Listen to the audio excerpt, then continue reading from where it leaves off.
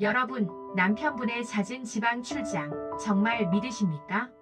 평생 성실하게 돈 벌어다 준 내 남편. 알고 보니 그 돈이 두 집 살림 유지비였다면 어떠시겠습니까? 상상만 해도 피가 거꾸로 솟는 일이죠. 오늘 이야기는 막장 드라마가 아닙니다. 30년 동안 완벽하게 아내를 속이고 죽는 순간까지 두 여자를 모두 사랑했다고 말한 한 남자의 뻔뻔하고도 기막힌 실화입니다. 혹시 혈압 높으신 분들은 심호흡 한번 하시고 이야기 끝까지 들어보시기 바랍니다. 이야기의 주인공은 60대 여성 사이코 씨입니다. 그녀에게 남편은 성실함 그 자체였습니다. 말수는 적지만 매달 생활비 꼬박꼬박 가져다주고 술, 담배도 안 하는 모범 가장이었죠. 딱 하나 직업 특성상 2박 3일 지방 출장이 잦다는 것 빼고는 완벽했습니다. 아내는 30년 동안 그 말을 철석같이 믿었습니다. 남편이 짐을 싸서 나가면 조심히 다녀오세요 하며 배웅했고 그 시간 동안 홀로 집을 지켰죠. 그런데 남편이 말한 그 출장지에는 거래처가 있었던 게 아니었습니다. 그곳엔 남편을 기다리는 또 다른 아내와 또 다른 자식이 있었습니다. 어느 날 밤 병원에서 다급한 전화가 걸려옵니다. 남편분이 쓰러지셨습니다. 위독합니다. 아내는 가슴이 철렁 내려앉아 병원으로 달려갔습니다. 그런데 병실 앞 복도에 낯선 여자가 먼저 와 있었습니다. 심지어 그 옆에는 남편을 묘하게 닮은 젊은 여자와 어린아이까지 있었죠. 아내가 떨리는 목소리로 물었습니다. 누구세요? 그러자 그 여자가 고개를 들며 말합니다. 저는 남편분의 가족입니다. 순간 병원 복도의 공기가 얼어붙었습니다. 30년 부부 생활의 믿음이 산산조각 나는 순간이었습니다. 알고 보니 남편은 30년 동안 두 도시를 오가며 완벽한 이중 생활을 해왔던 겁니다.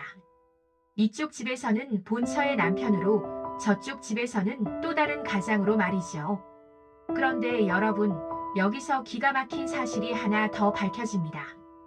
대체 그 많은 돈은 어디서 났을까요? 알고 보니 남편의 삶은 지옥 그 자체였습니다. 두 집 살림 생활비를 대느라 정작 본인은 30년 내내 낡아 빠진 양복 한 벌로 버텼습니다.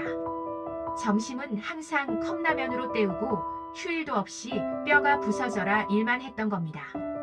결국 남편을 죽음으로 몰고 간 건 어떻게든 두 여자를 다 책임지려 했던 그의 미련한 책임감과 과로였습니다. 참, 나쁜 놈인데 듣고 보니 짠하기도 하고 기분이 참 묘하죠? 임종 직전 남편이 가까스로 눈을 떴습니다.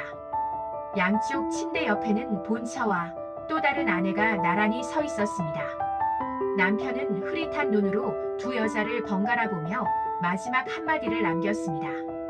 둘 다 내 가족이다. 미안하다. 그 말을 끝으로 남편은 숨을 거뒀습니다. 용서를 빌 시간도 화를 낼 시간도 주지 않고 그렇게 떠나버린 겁니다.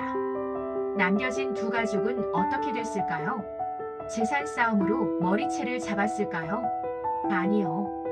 그들은 우리 모두가 피해자다라며 조용히 남편의 흔적을 정리하고 헤어졌습니다. 본처인 사이코 씨는 나중에 이렇게 회고했습니다. 남편만 바라보고 살았던 제 30년이 너무 허무했습니다. 차라리 그가 돈 버는 기계로 살 때 저는 제 인생을 즐길 걸 그랬습니다. 오늘 이야기가 우리에게 주는 교훈은 명확합니다. 남편이, 자식이 내 인생의 전부는 아닙니다. 믿었던 도끼에 발등 찍히면 약도 없습니다. 내가 나를 챙기지 않으면 억울해서 못 사는 게 우리네 인생입니다. 오늘부터라도 누구의 아내, 누구의 엄마가 아닌 온전한 나를 위해 돈도 쓰시고 맛있는 것도 사드십시오.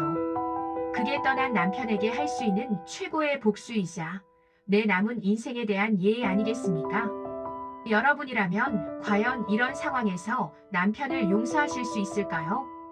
여러분의 솔직한 생각을 댓글로 꼭 남겨주시기 바랍니다. 참, 살다 보면 오늘 사연처럼 세상엔 별의별 일이 다 있는 것 같습니다. 앞으로도 이렇게 우리가 미처 몰랐던 중년의 진짜 이야기, 그리고 건강하고 현명하게 나이 드는 비결을 계속해서 전해드리겠습니다. 아직 구독 안 하신 분들은 지금 화면에 나오는 동그란 버튼이나 영상 아래 구독 한번 꾹 눌러주세요. 다음 영상에서 뵙겠습니다. 감사합니다.